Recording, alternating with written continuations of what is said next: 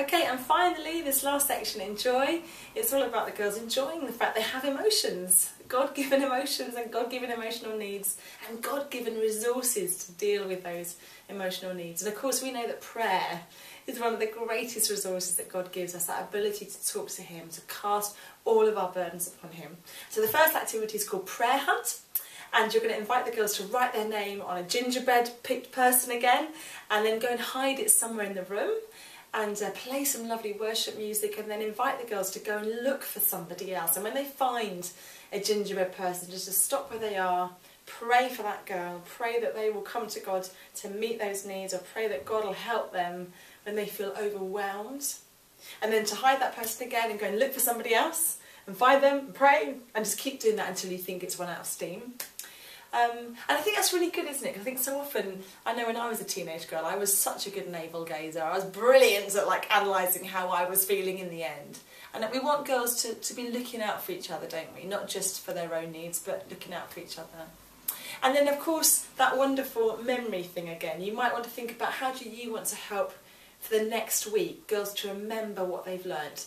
So the activity you're going to end the whole of your session with is called Tree Goals.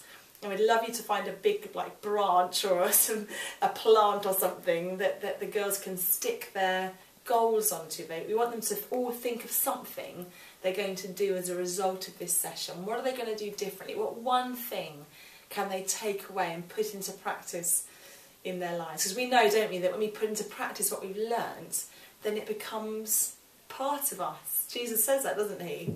If we put into practice what we hear him say, then it becomes part of us, becomes the truth in our lives.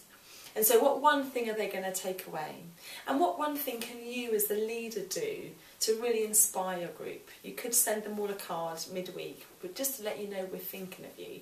You could, if you have their mobile numbers, you could send them all a text, just to remind them of that Bible verse of what God says they are. Because we know, don't we, that self-esteem begins with God-esteem. How we see ourselves actually has to start with how God sees us. And then we choose to believe that, to line ourselves up with that truth. And that is the truth that sets us free. It's not my positive thinking that sets me free.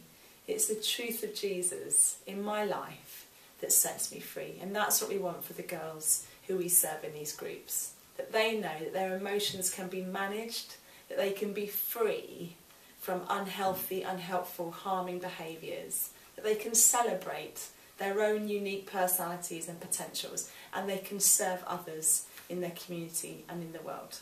So I hope you really enjoy this resource, and send us your feedback. We'd love to hear how you get on.